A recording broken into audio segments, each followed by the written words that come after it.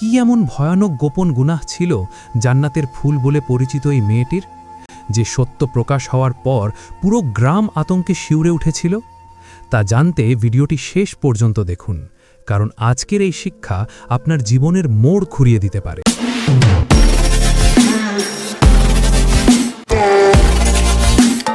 পবিত্র রমজানের আজ ১৭তম দিন। পুরো রাজনগর আজ শোকে স্তব্ধ, কারণ আজই মারা গেছে গ্রামের সবার প্রিয় সবচেয়ে ধার্মিক মেয়ে সুমাইয়া। সবাই দীর্ঘশ্বাস ফেলে বলল, পবিত্র মাসে রোজা রাখা অবস্থায় মৃত্যু, সুমাইয়ার জান্নাত তো নিশ্চিত। দীর্ঘ ১ বছর পরে ফিরে এলো পবিত্র রমজান মাস। রাজনগর গ্রামটি যেন আজ রোজার স্বর্গীয় পবিত্রতায় সম্পূর্ণ ছেয়ে গেছে। এই গ্রামের সুনাম আশেপাশের ১০ গ্রামের চেয়ে অনেক বেশি, আর সেই সুনামের এক বিশাল অংশ জুড়ে ছিল একটিই নাম, সুমাইয়া খাতুন। সুমাইয়া ছিল রাজনগরের গর্ব।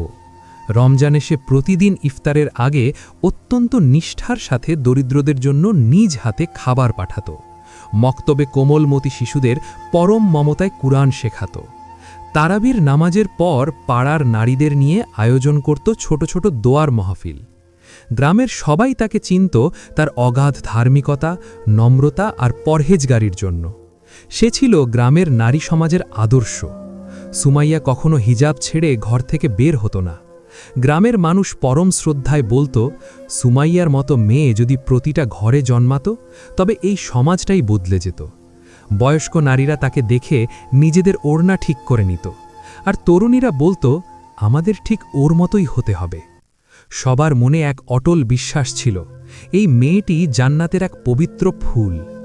কিন্তু রমজানের ১৭তম দিনে ঘটে গেল এক হৃদয় বিদারক ঘটনা। সেহেরির পর হঠাৎ খবর ছড়িয়ে পড়ল সুমাইয়া মারা গেছে। মা বাবা শোকে ভেঙে পড়ে জানালেন, সামান্য জ্বর ছিল, কিন্তু রাতে হঠাৎ করেই যেন তার শ্বাস বন্ধ হয়ে যায়। ডাক্তার কিছু বুঝে ওঠার আগেই সুমাইয়া না ফেরার দেশে পাড়ি জমায়। এই সংবাদ শুনে শত শত মানুষ সুমাইয়ার বাড়িতে ছুটে এলো। কেউ অঝরে কাঁদছে, কেউ চুপচাপ পাথরের মতো বসে আছে, কেউ আবার বিড়বিড় করে দোয়া পড়ছে। অনেকেই বলছিল, জান্নাত আজ সুমাইয়ার জন্য অপেক্ষা করছে। আবার কেউ বলছিল, ফেরেশতারা এসে হয়তো তাকে সসম্মানে তুলে নিয়ে গেছে। পুরো রাজনগর যেন শোকে থমকে গেল। কারো চোখ শুকনো ছিল না। রমজানের রোজাদার মানুষগুলো কান্নায় ভেঙে পড়ল। মানুষ পরম তৃপ্তিতে বলাবলি করছিল, রমজানে মৃত্যু, এ তো অসীম সৌভাগ্যের লক্ষণ। সব কিছুই ছিল পবিত্র, পরিপাটি এবং অত্যন্ত সম্মানপূর্ণ। জানাজায় মানুষের ঢল নামে। এত মানুষের ঢল নেমেছিল যে কেউ কেউ বলছিল, মনে হচ্ছে কোনো বিখ্যাত আলেমের জানাজা। পুরুষেরা সুশৃঙ্খলভাবে কাতারবদ্ধ হয়ে দাঁড়ালো, আর মহিলারা পর্দা মেনে পাশে দাঁড়িয়ে দোয়া করতে লাগল। সুমাইয়ার জানাজা যেন ছিল তার সারা জীবনের ধার্মিকতার এক প্রতিচ্ছবি। জানাজা শেষে যখন পুরো রাজনগর গ্রামের ধর্মপ্রাণ মানুষজন তাকে দাফনের জন্য পশ্চিম পাশের পুরনো কবরস্থানে পৌঁছায়, তখন সবার মনেই ছিল প্রশান্তি আর তৃপ্তি। সবাই ভাবছিল, সুমাইয়া তো জান্নাতি মেয়ে, আল্লাহ নিশ্চয়ই তার কবুলিয়তের ব্যবস্থা করে রেখেছেন। সব আয়োজন শেষ, কবর খোঁড়া হয়েছে, কাফনের কাপড়ে মোড়া সুমাইয়ার নিথর দেহ গ্রামবাসী কাঁধে তুলেছে। চারপাশে তখন সূরা ফাতিহা, সূরা ইয়াসিন, ফালাক ও নাসের পবিত্র ধ্বনি শোনা যাচ্ছে। কেউ কাঁদছে, কেউ দোয়া পড়ছে। সব কিছুই ছিল সম্মানপূর্ণ, পবিত্র আর রমজানের আবহে অত্যন্ত আবেগময়। কিন্তু ঠিক সেই মুহূর্তে এমন একটি ঘটনা ঘটে যা রাতারাতি গোটা পরিস্থিতি বদলে দেয়। কয়েকজন যুবক যখন সুমাইয়ার লাশ কবরে নামানোর জন্য এগিয়ে যায়, ঠিক তখনই কবরের গর্তের পাশে একটি বিষাক্ত সাপ দেখা যায়। প্রথমে সবাই ভেবেছিল এটি সাধারণ কাকতালীয় বিষয়, গ্রামের কবরস্থানে সাপ থাকতেই পারে। কিন্তু পরক্ষণেই আরও 2টি সাপ বেরিয়ে আসে, তারপর আরও 4টি। তারা ধীরে ধীরে কবরের চারপাশ ঘিরে ফনা তুলে দাঁড়িয়ে যায়, যেন তারা সেখানকার পাহারাদার। একজন যুবক ভয়ে চিৎকার করে ওঠে, হায় আল্লাহ, সাপ, কবরে সাপ! লোকজন আতঙ্কে পিছিয়ে যায়। কেউ পাথর ছোড়ে, কেউ কাঠ নিয়ে এগিয়ে আসে, কিন্তু সাপগুলো 1 ইঞ্চিও নড়ে না। অদ্ভুতভাবে তারা শুধু সুমাইয়ার কবরের চারপাশে ঘোরাঘুরি করছে, অন্য কোথাও নয়। এরপর যা ঘটল তা আরও বিস্ময়কর। যখনই কেউ সুমাইয়ার লাশ কবরে নামাতে চায়, তখনই এক অদৃশ্য শক্তি যেন লাশটিকে ঠেলে বাইরে পাঠিয়ে দিচ্ছে। লাশ বারবার পিছলে যাচ্ছে, মাটি যেন তাকে কোনোভাবেই গ্রহণ করছে না। ইমাম সাহেব নিজের হাতে তিলাওয়াত শুরু করেন। আয়াতুল কুরসি, সূরা ফালাক, সূরা নাস এবং জানাজার দোয়ার কিছু অংশ উচ্চকণ্ঠে পড়ে তিনি বললেন, হে ভাইয়েরা, হয়তো কোথাও কোনো ভুল হয়েছে, সবাই আল্লাহর কাছে মাফ চান, হয়তো কোনো কারণে কবরে বাধা আসছে। মানুষ দাঁড়িয়ে অঝরে কাঁদতে শুরু করে। কেউ কেউ সুমাইয়ার পক্ষ নিয়ে দোয়া করছে, হে আল্লাহ, এই মেয়েটা তো খুব ভালো ছিল, তবে এমন কেন হচ্ছে? কিন্তু সেই মুহূর্তেই ঘটে আরও ভয়ঙ্কর দৃশ্য। একটি বিশাল আকৃতির কালো সাপ এসে কবরের কিনারায় ফনা তোলে। তার বিকট ফোঁস আওয়াজে পুরো কবরস্থান থনকে যায়। সবাই পেছনে হটতে থাকে। কেউ কেউ মোবাইল বের করে ভিডিও করতে চাইলে ইমাম সাহেব রীতিমতো চিৎকার করে ওঠেন, থামুন, এ কোনো দুনিয়ার খেলা নয়, এটি আল্লাহর পক্ষ থেকে একটি জ্যান্ত নিদর্শন, ভয় করুন আল্লাহকে। ঘণ্টার পর ঘণ্টা কেটে যায়। কবর আগের মতো খোলা পড়ে আছে, কিন্তু সুমাইয়ার লাশ পড়ে আছে কাফনে। রোদে পুড়ে শরীর শুকিয়ে যাচ্ছে। আশেপাশের নিস্তব্ধতা আর বাতাস যেন ভারী হয়ে ওঠে। তবুও কেউ জানে না এই পর্দাশিলা ধার্মিক সুমাইয়ার সাথে এমন কেন হচ্ছে, কবর তাকে কেন গ্রহণ করছে না। ইমাম সাহেব আবার তিলাওয়াত শুরু করেন। চারপাশে কুরআনের শব্দ ছড়িয়ে পড়ে। মানুষ কান্নায় ভেঙে পড়ে, কিন্তু তবুও সাপগুলো অটল দাঁড়িয়ে থাকে। তারা একটি মানুষকেও কবরের কাছে যেতে দেয় না। গ্রামবাসীর মুখে মুখে ছড়িয়ে পড়ে নানা কথা, জিনের কাজ, আল্লাহর গজব, নাকি কোনো গোপন গুনাহ। আতঙ্ক আর আশঙ্কায় নিমজ্জিত হয় সবাই। কবরের চারপাশে তখন এক অস্বাভাবিক নীরবতা। বাতাস যেন থেমে গেছে। চারদিকে মানুষের চোখে ভয় আর মুখে হাজারো প্রশ্ন। সুমাইয়ার মতো মেয়ের সাথে এমন হচ্ছে কেন? যত সময় যাচ্ছিল মানুষ ততই বুঝতে পারছিল এটি আর সাধারণ কিছু নয়। লাশ রোদের তাপে বিবর্ণ হয়ে যাচ্ছে, আর কবরের চারপাশ ঘিরে আছে বিষাক্ত সাপের সেই ভয়ঙ্কর পাহারা। ইমাম সাহেব তখন একটু পেছনে সরে এসে মাটিতে বসে পড়েন। তিনি হাত তুলে রোনাজারি করে বলেন, হে আল্লাহ, যদি এটি তোমার গজব হয় তবে আমাদের মাফ করে দাও, আর যদি কোনো গোপন গুনাহের কারণে এই শাস্তি হয়ে থাকে তবে সেই গুনাহের সত্য আমাদের জানিয়ে দাও, যাতে আমরা শিক্ষা নিতে পারি। ঠিক এই সময় গ্রামের এক মধ্যবয়সী ব্যক্তি দাঁড়িয়ে বলেন, আমার মনে হয় সুমাইয়ার সবচেয়ে ঘনিষ্ঠ কেউ, যাকে সে মনের সব কথা বলতো, তাকে ডেকে আনা দরকার। হয়তো সে এমন কিছু জানে যা আমরা জানি না। এই কথাটি সবার হৃদয়ে গেঁথে যায়। তখন এক তরুণী বলে ওঠে, হুজুর, আমি জানি সুমাইয়ার সবচেয়ে ঘনিষ্ঠ বান্ধবী ছিল নাহিদা। তারা একসাথে মাদ্রাসায় পড়ত এবং সবসময় একসাথেই থাকত। ইমাম সাহেব মুখ তুলে বললেন, তবে দেরি কিসের, নাহিদাকে ডেকে আনো। কিন্তু মনে রেখো, আমরা কারো সম্মানহানি করতে চাই না, আমরা শুধু সত্য জানতে চাই, যাতে এই অশান্তির অবসান হয়। চারজন যুবক দৌড়ে নাহিদার বাড়ির দিকে যায়। এদিকে কবরস্থানের নারীরা ফিসফিস করে বলতে থাকে, আল্লাহ না করুন, যদি সুমাইয়ার কোনো গোপন পাপ থাকে তবে আমাদের জন্য এটি কত বড় শিক্ষা হবে। এক মহিলা দীর্ঘশ্বাস ফেলে বললেন, আমরা তো ভাবতাম হিজাব পরলেই সব ঠিক, কিন্তু এখন মনে হচ্ছে ভেতরের ঈমানই আসল।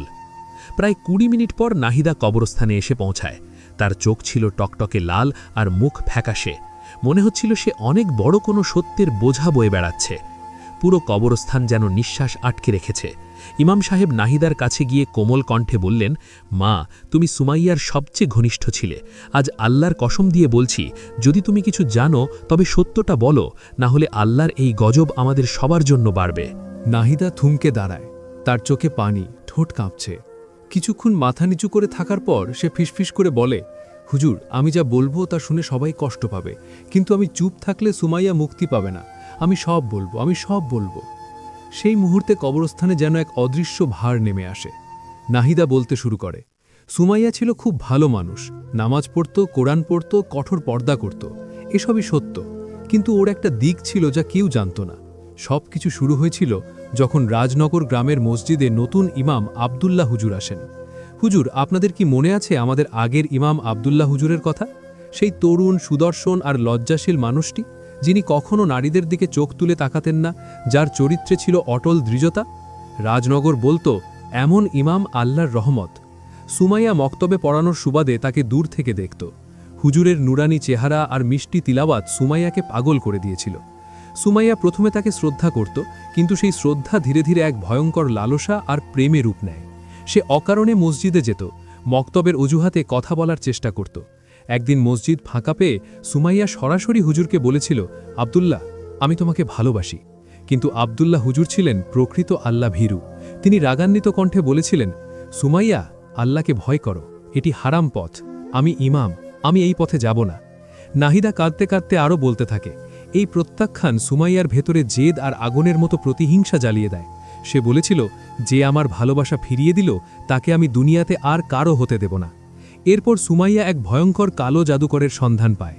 সে দিনের বেলা হিজাব পরে কোরআন শেখাত আর রাতের অন্ধকারে সেই জাদুকরের কাছে গিয়ে কুফরি কালাম আর ব্ল্যাক ম্যাজিক শিখত। সুমাইয়া তার সেই জাদুর প্রয়োগ করেছিল আবদুল্লাহ হুজুরের ওপর। জাদুর তীব্রতায় সেই পবিত্র কোরআনের হাফেজ আবদুল্লাহ হুজুর ধীরে ধীরে মানসিক ভারসাম্য হারাতে শুরু করেন। শেষ দিকে পাগল বেশে ছেঁড়া কাপড়ে রাস্তায় রাস্তায় ঘুরে বেড়াতেন। কেউ জানত না কেন এত বড় আলেমের এমন পরিণতি হল। তাকে পাগল করে তিলে তিলে মৃত্যুর দিকে ঠেলে দিয়েছিল এই সুমাইয়াই। আবদুল্লাহ হুজুরের মৃত্যুর পেছনের একমাত্র দায়ী এই সুমাইয়া।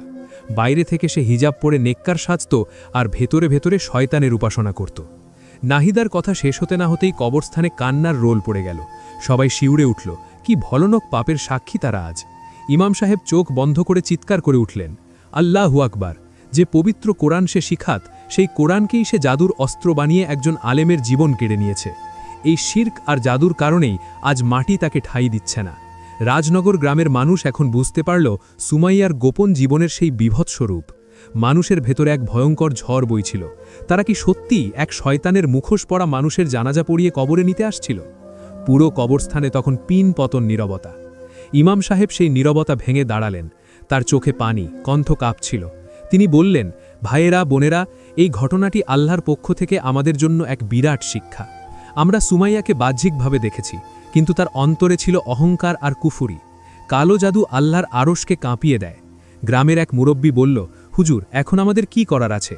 সুমাইয়ার কবর তো এখনও শূন্য, সাপ পাহারায় আছে আর লাশ রোদে পড়ে আছে।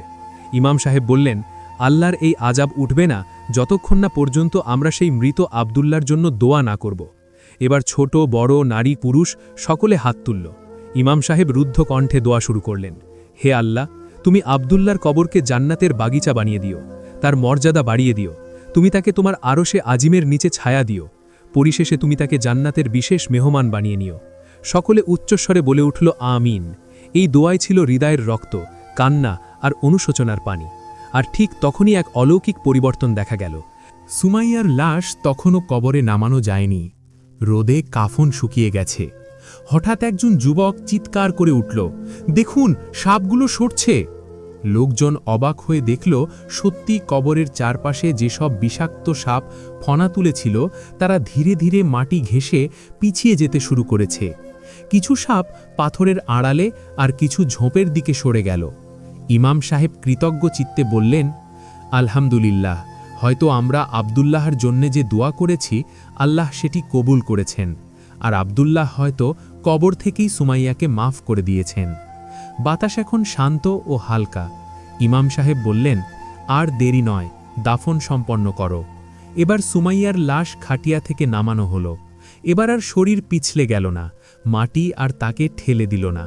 চারজন যুবক সম্মানের সাথে লাশ কবরে নামিয়ে দিল। দাফন শেষে মাটি চাপা দেওয়া হলো। প্রতিটি মুঠো মাটির সাথে যেন এক একটি অনুশোচনা আর অশ্রু মিশে যাচ্ছিল। দাফন শেষে ইমাম সাহেব আবার দাঁড়ালেন এবং কবরের পাশে উপস্থিত মানুষদের দিকে তাকিয়ে বললেন, ভাইয়েরা ও বোনেরা, আপনারা আজ যা দেখলেন তা এক অলৌকিক সত্য। শুধু নামাজ, হিজাব আর বাহ্যিক ইবাদত নয়, আল্লাহ আমাদের গোপন জীবন দেখেন। আজ যদি আমরা তওবা না করি তবে আমাদেরও এমন পরিণতি হতে পারে। সুমাইয়া ছিল একটি আয়না। আল্লাহ আমাদের সেই আয়নায় নিজেদের চেহারা দেখতে বাধ্য করেছেন। ইমাম সাহেবের এই কথায় রাজনগর গ্রামের মানুষের মধ্যে এক আমূল পরিবর্তন এলো। কবর থেকে ফেরার সময় প্রতিটি মানুষের চোখে ছিল পানি আর হৃদয়ে তওবার দৃঢ় সংকল্প। এক বৃদ্ধ কাঁদতে কাঁদতে বললেন, আমি আজই ঘরে ফিরে সব গোপন পাপ থেকে তওবা করব। এক তরুণী তার বন্ধুকে জড়িয়ে ধরে বলল, চলো সব হারাম সম্পর্ক আর সোশ্যাল মিডিয়ার গুনাহ বন্ধ করি। একজন যুবক বলল, আমি আর কখনো কোনো নারীর দিকে কুদৃষ্টি দেব না। রাজনগরের মানুষ একসাথে এক আত্মশুদ্ধির পথে হাঁটতে শুরু করল। এই ঘটনা গ্রামটিকে বদলে দিয়েছিল। মেয়েরা বুঝল হারাম প্রেম আসলে ধ্বংসের আগুন। যুবকেরা বুঝল চোখের হিফাজত কতটা জরুরি। সবাই বুঝল কালো জাদু কুফরি। রমজানের সেই ১৭তম দিনটি রাজনগরের ইতিহাসে এক অমোঘ ইতিহাস হয়ে গেল, আর সুমাইয়ার কবরটি রয়ে গেল এক নীরব সতর্কবার্তা। বন্ধুরা, আশা করি আজকের এই হৃদয়স্পর্শী ঘটনাটি আমাদের সকলের জীবনে পরিবর্তন আনবে। এরকম শিক্ষণীয় ও সত্য ঘটনা পেতে ভিডিওতে একটি লাইক দিন এবং আমাদের চ্যানেলটি সাবস্ক্রাইব করতে ভুলবেন না। আর কমেন্টে অবশ্যই লিখুন আমিন, যেন আল্লাহ আমাদের সকলকে ঈমান নিয়ে মৃত্যুবরণ করার তৌফিক দান করেন। আমিন।